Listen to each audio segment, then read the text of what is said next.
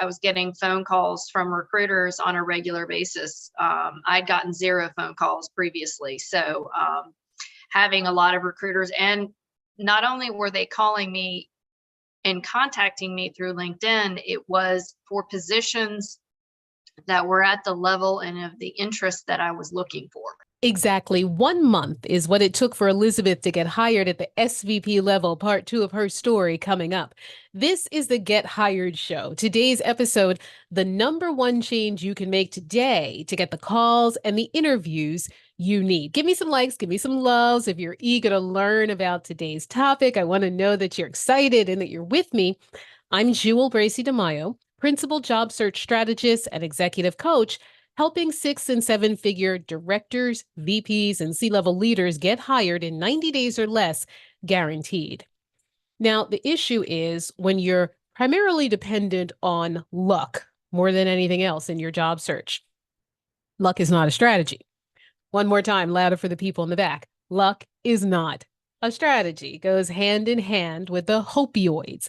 We not only have an opioid crisis in this country, when it comes to job search, we have a opioid crisis. Hope and luck aren't going to get you there.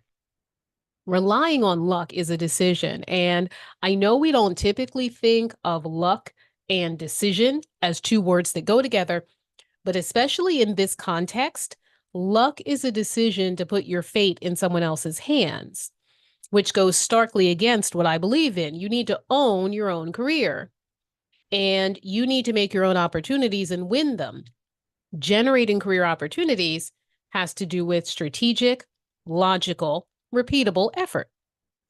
To move ahead in today's dynamic, multifaceted job market, especially in the senior roles, it requires an intentional approach. I don't believe in powerlessness. I don't believe in powerlessness. I don't believe in lack of control. Do you know how many elements of this job search you are 101% in control of? That's why we're talking today about the number one change you can make to get the calls and the interviews that you need. This is about the change you can make today. It's not dependent on anybody else.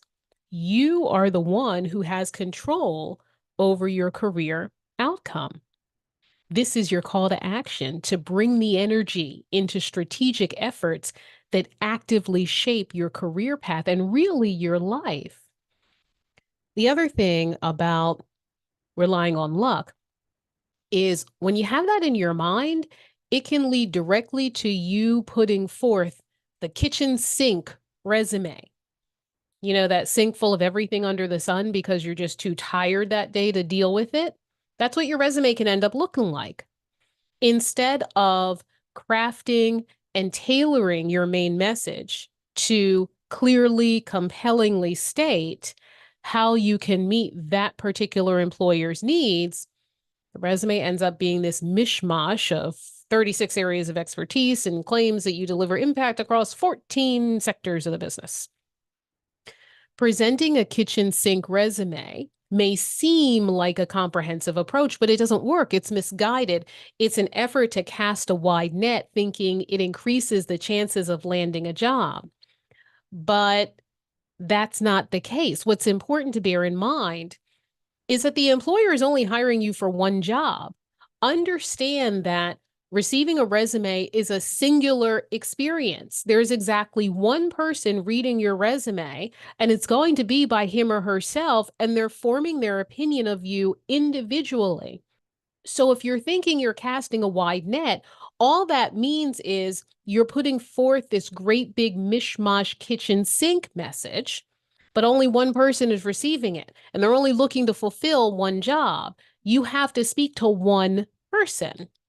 That kitchen sink resume conveys lack of direction on your part, and it leaves you vulnerable to the assumption that you're unclear on what it is you want to do. If your resume is lacking when it comes to a clear narrative, and that narrative always needs to be built on 3 core pillars: who you are, what you do, and the value that you bring. Otherwise, you're looking like a candidate who has years of experience but is ambiguous at the same time. which definitely doesn't work in your favor.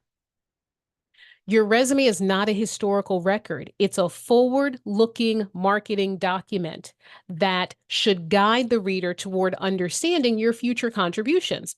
Clearly articulate your career trajectory by emphasizing experiences that align with what the employer needs. By infusing directionality into your resume, you transform it into a tool that not only showcases your past achievements, but also signals a clear path for future success. This shift in approach positions you as a senior level professional with a purposeful and strategic orientation. There's a reason why I want to highlight what you can change today to get the calls and interviews you need. It's because making a single strategic change in your job search approach can be the catalyst for unlocking just a cascade of opportunities. It's not about a complete overhaul. Rather, it's a targeted adjustment that has a profound impact on how you're perceived by your audience. This shift in approach recognizes that small changes, when strategically implemented, can create a domino effect, reshaping the trajectory of your search. And what that does for you, purely emotionally even, is tremendous. It can renew your confidence and give you back your power. By making a targeted adjustment today, you can renew your belief in your ability to influence the outcome of your search. And I believe you have this within your ability. So much of this job search process is 101% under your control. And I'd love to hear your thoughts on this, so drop your insights in the comments. Your search should not be some kind of passive waiting game. No, it's an active, strategic endeavor. You have agency here. You can tip the scales in your favor. You shape how you present yourself to potential employers. How does this resonate with your own experiences in the job search? Any success stories or challenges you'd like to share? Drop them in the comments. I want you to move forward with clarity of focus. What slows down your search is when you're paying attention to 50 different moving parts and giving all 50 equal attention. There are only 3 levers you need to pay attention to consistently.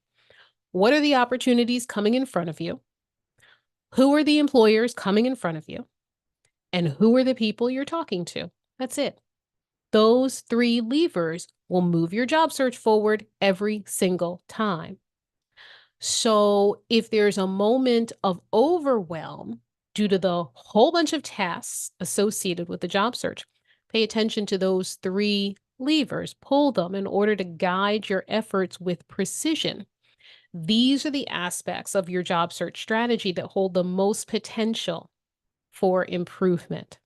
Let's express our feelings on this with emojis. Drop an emoji that best represents how you feel about what we've just covered. You can give me a rocket if you're feeling empowered. You can give me a caring emoji for shared struggles. And you can give me a thumbs up for moments of success. Before delving into the specifics of the one easy change that can transform your job search landscape, it's crucial to address your mindset in the first place. Now, I am not a resume and job search strategist who talks a whole lot about mindset.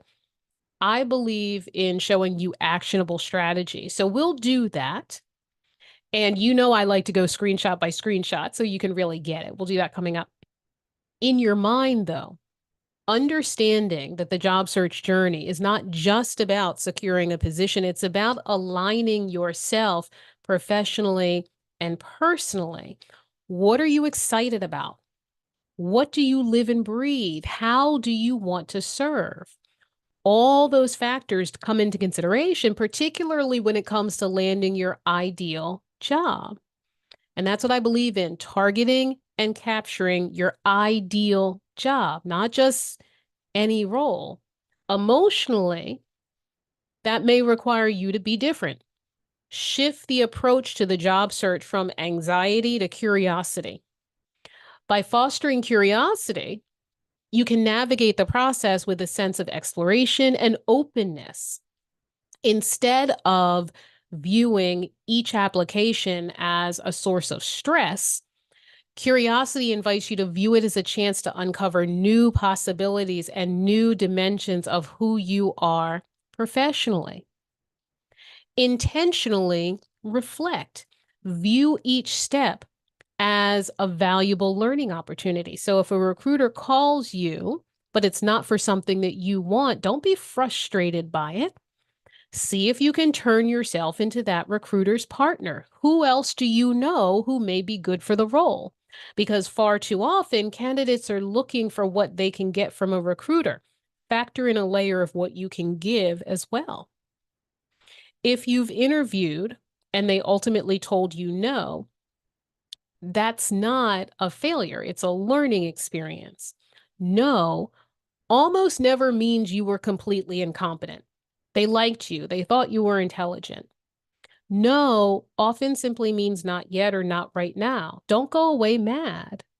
Put a tickler on your calendar to reach back out in 30 days with some new information that you found out about their organization or some new information that would enhance you as a candidate.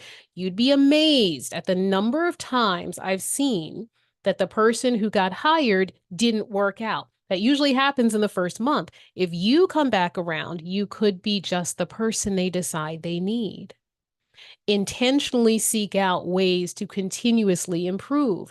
This intentional approach not only builds emotional resilience, but also positions setbacks as stepping stones toward success. Once you make the change we're talking about today and feel yourself propelled toward more calls and interviews, that's when your deep transformation takes place. This change is not merely about landing opportunities, but also about reclaiming a sense of control and confidence in your professional journey. That's what happened for our client, Mike, who landed his new position as Senior Director of Retail Sales. He started off applying for a bunch of roles, but then realized he didn't have a solid strategy. And we helped him realize that all of that was activity, wasn't necessarily productivity. We had to first rewrite the resume, and the language we used spoke to what he wanted to say. And more importantly, he started getting more calls back because of the resume. A recruiter found Mike and called him, and between that time and when he got the offer, it took about 10 weeks from start to finish. Also, Kalila landed her new job as VP of Donor Engagement with a nonprofit whose mission she really believes in. We worked on her resume, and this was after listening to her intently and then capturing what she talked about in a way that was professional and easy to understand. We use a lot of her language and added context, so the resume was easy for her to speak about, and it came across as really authentic to who she is. And Carol Ann got hired in 5 weeks for her job in pharmaceutical sales. We laid out a simple set of steps for her to follow. And she said our process was seamless. She knew as long as she followed the plan, she would be successful. Now, the job Carol Ann got wasn't even the first offer she got. It was just the first that she accepted. That, friends, is what you call being in the powerful position of being able to choose. So let's get into this in a hands-on way so you can learn the number one change you can make today to get the calls and the interviews that you need. Then I want us to hear part 2 of Elizabeth's story and the strategy we used to get her hired in 30 days. And finally, we'll take a look on the screen so you get the actionable steps to implement this change, which will be key to you getting the calls you want, the interviews you need, and the types of offers that you're looking to hear. I'll share this. We had a client who worked in hospitality. And when she came to us, she had been throwing everything to the wind, hoping something would catch, which you know by now because you heard me say it, luck is not a strategy. Hopioid is not a strategy. We needed to do some serious upgrading to her resume and LinkedIn profile. Then we turned on her open to work button, after which she said her job search was like a walk in the park. A recruiter called her. A week later, she had the first interview. Then a week after that, the interview with the decision maker. And a few days later, they offered her the job. So her whole process took a grand total of 3 weeks. Now let's talk about the number one change you can make today to get the calls and the interviews you need. The change has everything to do with how you're presenting, how you delivered impact on your resume. The first problem is not differentiating between your scope of responsibility and your genuine points of impact. Don't blur the lines. Don't have a cloudy narrative. The problem lies in presenting responsibilities as achievements, making it so that no one can tell the unique value that you bring to the table. This lack of distinction diminishes the visibility of your true contributions, overshadowing impactful achievements with routine tasks. What it also does is dilute the significance of what you've done. By intermingling day-to-day tasks with notable accomplishments, you run the risk of downplaying the true value that you brought to your previous roles. No one will be able to tell the standout moments that set you apart from others in similar roles. It is crucial to convey the exceptional nature of your contributions by distinctly highlighting moments where you went above and beyond your assigned duties, showcasing your ability to deliver meaningful results. Now, I also don't want you to lose your competitive edge in the job market. As employers sift through numerous resumes, they're actively seeking candidates who stand out for their ability to make a significant difference. When genuine points of impact are overshadowed by routine responsibilities, you fade into the background. The core issue is the failure to effectively communicate your value. Your resume should be a compelling narrative that clearly articulates the unique contributions you've made. The second problem is thinking you have to have the same number of bulleted achievements for each job so that things look visually balanced. Even if one job was for 12 years and another job was 2 years, that type of uniformity is completely unnecessary. What it does is force you to be artificial. This approach prioritizes visual balance over the genuine impact you've had in each role. As a result, it can misrepresent the significance of your contributions, downplaying notable achievements and diluting the overall impact of your professional journey. Also, forcing the same number of bulleted achievements may lead to a lack of alignment between the content and the actual achievements in each role. There's a disconnect there, and it can diminish the effectiveness of your resume in conveying your ability to deliver results. Another drawback is the dilution of key accomplishments. So some roles may naturally involve more significant achievements or complex projects. These deserve additional attention, but rigidly adhering to a uniform structure in how your resume is set up visually may result in diluting impactful accomplishments. That's going to make it challenging for recruiters to identify the standout moments in your career. Plus, it gives off this perception of filler content. When the same number of bulleted achievements is forced under each job, there's a risk of including filler content to meet this predetermined quota that you have in your mind. And that filler content may lack substance and fail to effectively communicate your genuine contributions. Recruiters can tell when achievements are added just for the sake of visual balance. And this is going to lead to a perception that your resume is inflated or embellished. Coming up, I want us to walk through on the screen exactly what's required step by step to properly present your achievements and impact. Right now, let's have Elizabeth share part 2 of her success story. I mean, I've had a LinkedIn profile for I don't know how long, probably 10 plus years. And Jewel went in there and I guess just put in exactly was going to be the most impactful stuff. None of the fluff. It wasn't a copy paste of my resume, which is what I'd always done and anybody else I'd ever known. And so the impact of that is I was getting phone calls from recruiters on a regular basis. I'd gotten 0 phone calls previously. So having a lot of recruiters, and not only were they calling me and contacting me through LinkedIn, it was for positions that were at the level and of the interest that I was looking for. You know, it wasn't just the franchisee opportunity or a position that was, you know, significantly off base. They were targeted job inquiries by recruiters. So I can't say enough about my LinkedIn profile and the results that Jewel was able to get for me. So now let's get to, kind of the peak of the story and walk us through, how did this opportunity that you just got, how did that come about? Did you find them? Did they find you? What were the steps that happened there? Well, I happened to have a college roommate who had been working for this company for a while, but kind of lost touch. We happened to have dinner during the Christmas holidays, and she was like, "Hey, take a look at the website.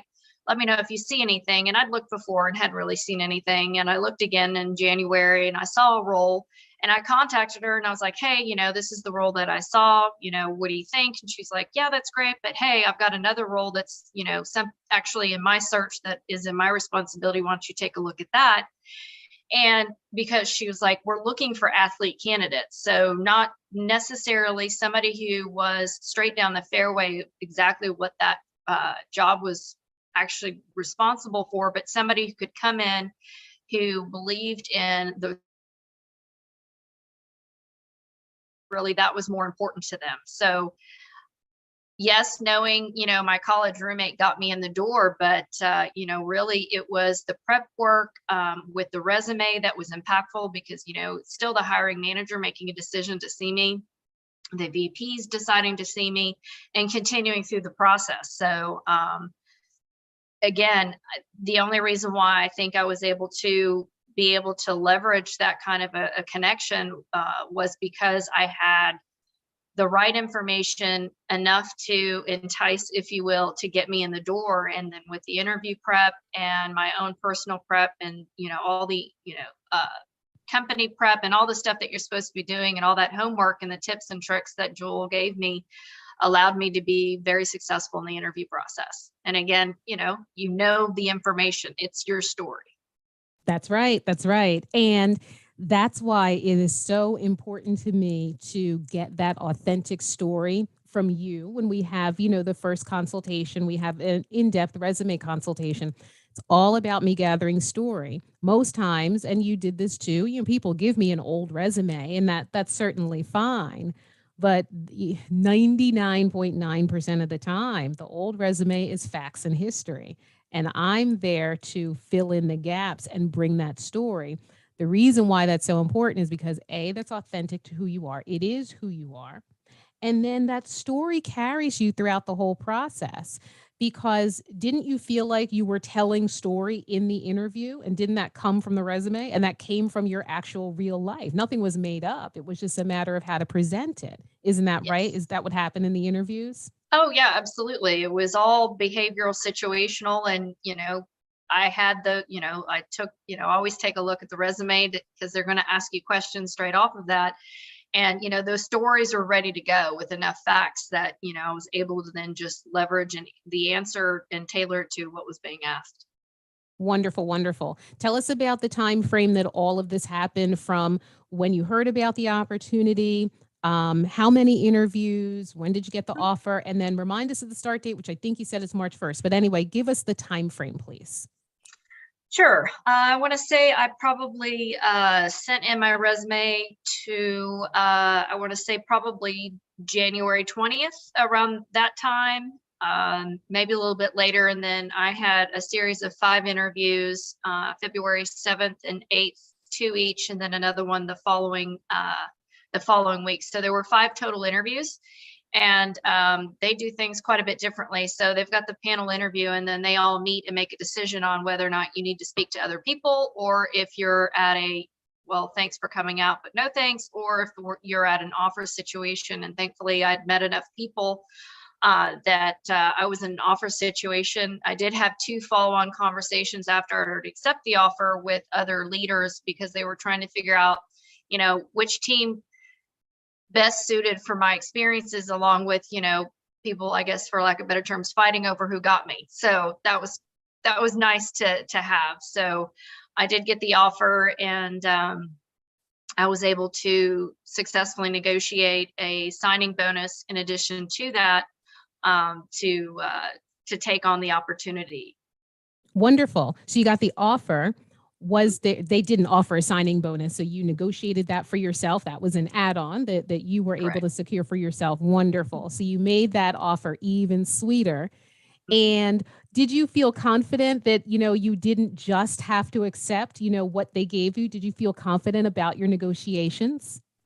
Yes, I did. And again, that probably the confidence rooted probably back to one of the first couple of conversations that you and I had, when it was a discussion about, what are your expectations salary wise, and where do you want to end up?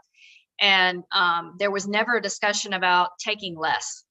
And knowing that there was somebody else who believed in me, who's very good at what they do, sees a lot of people, and being able to position that and come with confidence about, lining out your strategy with the VP that I emailed was, hey, this is why I think I should be getting this. This is what I'm looking for.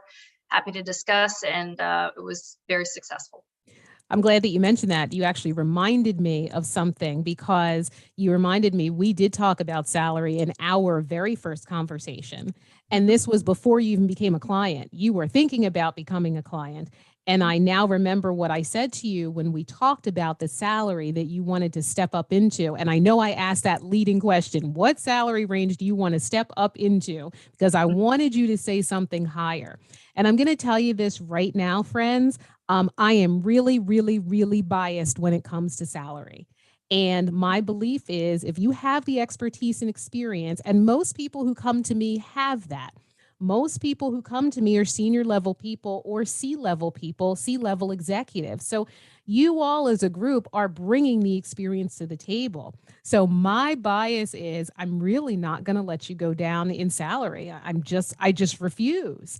And Elizabeth is an example. There are plenty of other people who have been successful with the Perfect Job Solution program, because what I really aim to do is make sure that you have a double-digit salary increase by the time we're finished our work together. I said this to Elizabeth in conversation number 1 before she came on board.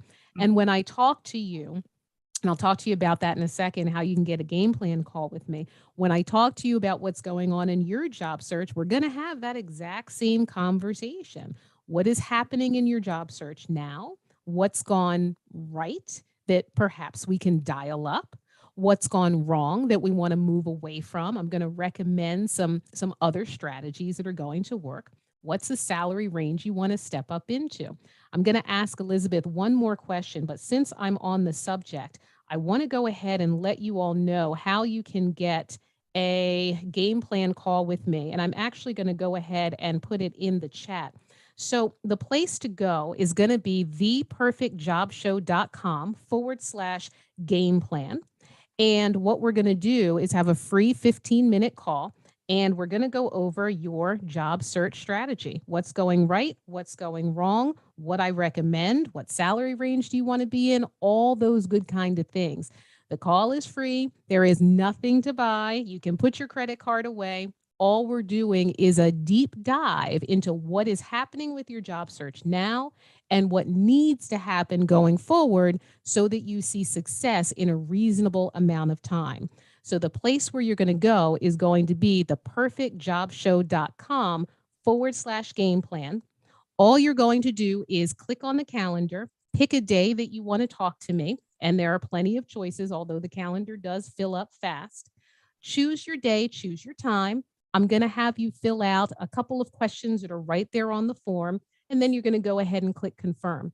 If for whatever reason you run into an error message, what I want you to do is click on the back button on the calendar, not on the browser, on the calendar, Just go back, fill it out again. All it means is that somebody else picked your day and time and filled out those questions a little bit faster than what you did, which is okay. Just go back and do it again.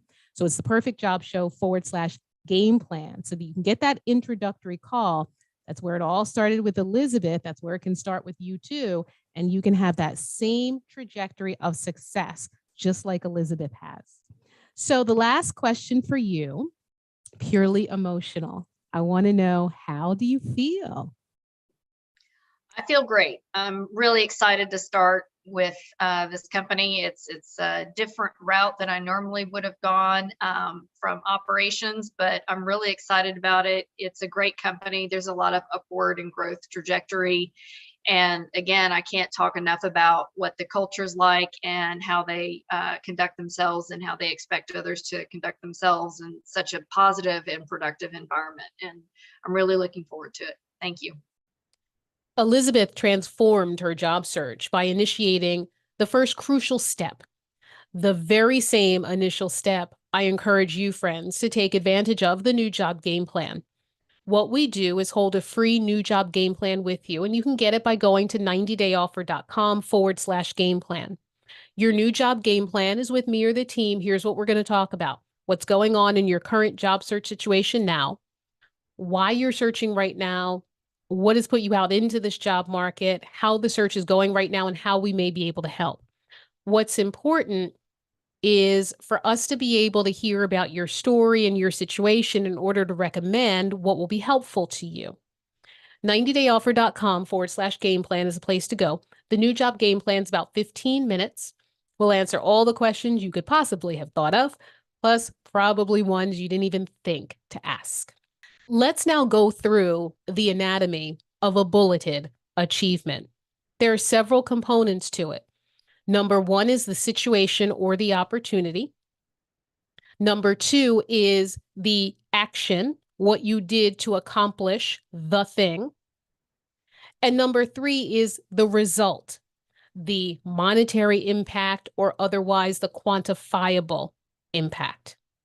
Let's take a look. Here's an example of a chief commercial officer for Johnson Controls. The first thing that we don't want to do is have these sections that say responsibilities and then main achievements. These headings are unnecessary. The problem is that in this resume, everything is bulleted.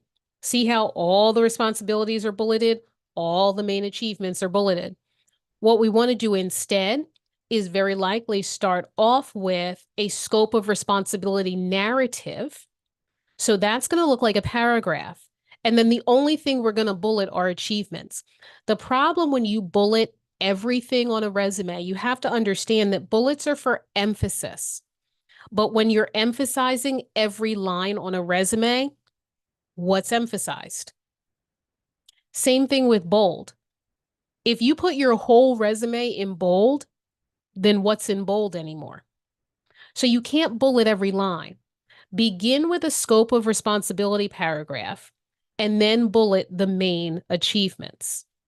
And you don't have to have the heading main achievements. The reality that they're bulleted means that they're achievements. So let's take a look. Now, when we're looking at this first one on the before version of the resume, delivered revenue growth achievements of 2 million, 2 million, and 5 million in new sales during FY 19, 21, and 22, respectively. These successes were realized through the sale of Internet of Things, cloud, and AI solutions. So remember the anatomy, situation or opportunity, the action, and then the result. Sometimes that result can come first. So it's okay to lead with money. It's okay to lead with percentages. But the point is, we do want all those components in the bullet. Something that we don't want, by the way, up here, I lead sales teams. You don't speak in first person on the resume. I oversee the execution. Again, first person. You don't have I, me, or my on a resume. The other thing that you don't have is passive voice. These successes were realized. That's passive. We don't want that that verbal construction. We want the verbs to be active. We don't want them to be passive. So I'm just going to make a space below, and then rewrite this one. So let's turn this into drove 2 million, 2 million, and 5 million in new sales in FY 19, 21, and 22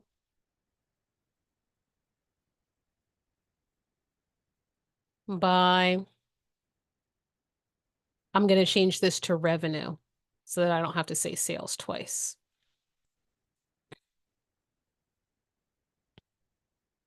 By accelerating the sale of IoT, cloud, and AI solutions. Period.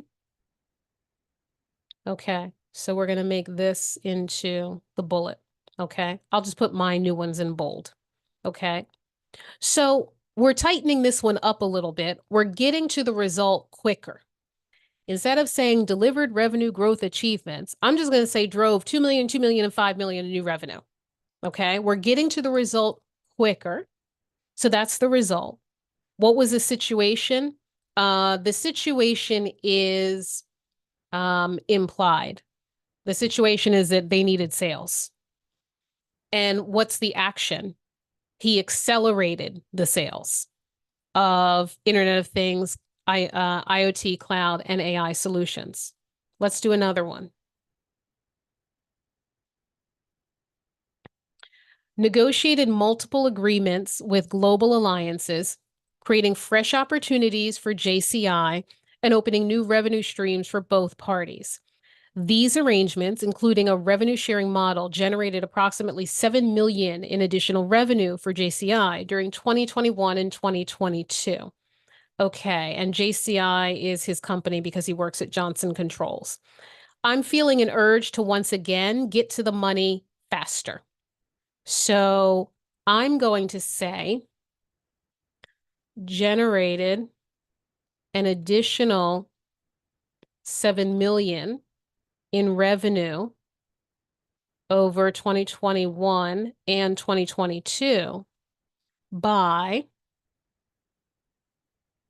creating fresh opportunities for global alliances that offered new revenue, that offered revenue sharing opportunities and new revenue streams for both partners. So the result, I'm going with the result first. You can put the money first or you can put it last. I just feel like putting it first. Generated an additional 7 million in revenue. I'm getting to the result first. We're saying when 2021 and 2022. The opportunity is right here. He created fresh opportunities for global alliances and then describes that a little bit in his action. These alliances that he structured offered revenue sharing opportunities and new revenue streams for both partners. So what I want to emphasize is that when you highlight your achievements in the manner that we just walked through on the screen, okay? When you make your achievements look different than your scope of responsibility narrative, when you make sure that your achievements include the key components, the situation or opportunity, your action, and the result, this is the key change that you can make today in order to get the calls and the interviews you need. Remember, these are bulleted statements. Bullets, real bullets, are supposed to hit you hard and fast. That's how your achievements on your resume should be, hard and fast. Because when your audience, when that prospective employer can immediately see the impact that you delivered, that's what prompts them to call you over another candidate.